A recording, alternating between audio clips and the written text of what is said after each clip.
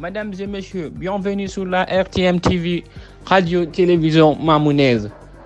L'heure est grave, affirme Souleymane Konaté. Recrudescence des coups d'État en Afrique de l'Est. La CEDEAO face à ses propres limites et contradictions.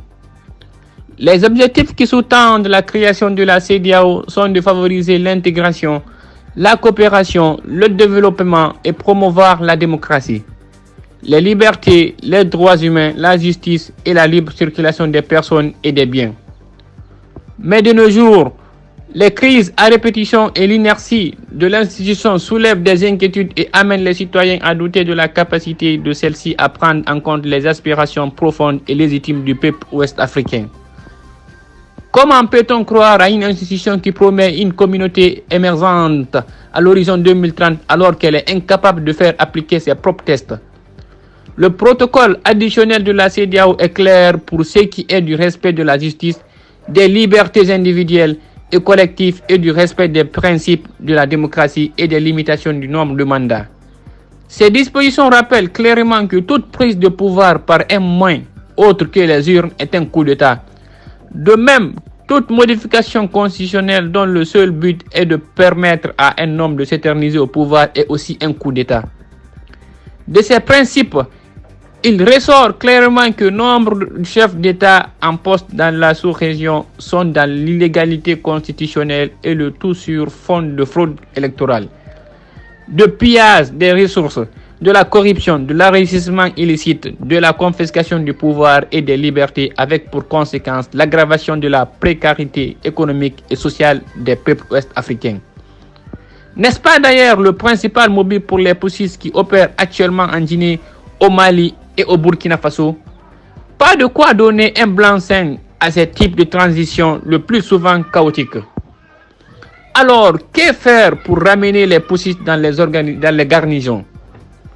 L'institution sous-régionale doit se montrer intransigeante face aux militaires dont les seuls objectifs restent aujourd'hui la confiscation du pouvoir par le biais des répressions sanglantes, elle-même encouragée par l'impunité garantie à nos hommes en tenue. Les militaires profitent du contexte international marqué par la crise russo-ukrainienne et les divisions ethniques profondes dans nos pays pour espérer se maintenir longtemps et illégalement au pouvoir. Avec 24 mois de transition que la CEDEAO accorde ça et là, les militaires profitent pour étaler les jalons de la division, de l'instrumentalisation, de la justice pour faire taire toutes les voix discordantes. L'objectif étant d'écarter de la course les acteurs politiques majeurs encore inflexibles à la corruption et qui continuent de se battre contre l'injustice, l'arbitraire et l'imposture. C'est le cas actuellement de la Guinée avec le fameux CNRD.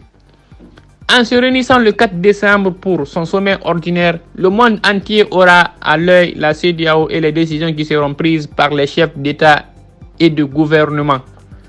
Comme un référendum, les décideurs auront à se prononcer et à choisir entre la démocratie, l'état de droit et le silence complice de l'institution avec des mesures qui visent à dorloter les militaires et leur permettre d'opérer dans le silence les délinquances institutionnelles, économiques et électorales.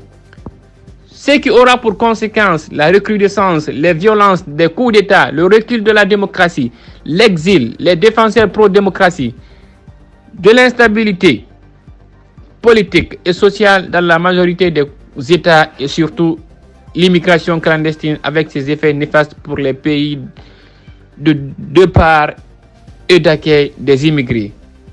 Les Guinéens attendent de la CEDEAO le courage de souffler la fin de la récréation, de sortir de la diversion et de mettre un terme aux manœuvres dilatoires, ce qui requiert de revenir aux fondamentaux d'une transition, à savoir le retour rapide à l'ordre constitutionnel via l'organisation des élections libres, inclusives et transparentes, au cours desquelles le peuple choisira librement les dirigeants à leur jeu, sont les plus à même de mener les réformes structurelles dont nos États ont tant besoin.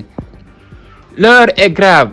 La CEDEAO doit prendre conscience qu'elle représente la communauté internationale en raison du principe de subsidiarité pour prendre toutes ses responsabilités en sauvegardant la stabilité dans la sous-région.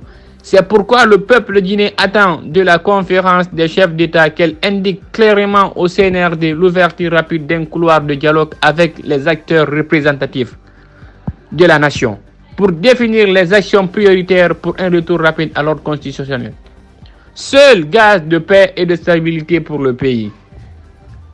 Souleymane Souza Konaté, membre du conseil politique de l'IFDZ, conseiller chargé de communication de Cellou Dalein Diallo.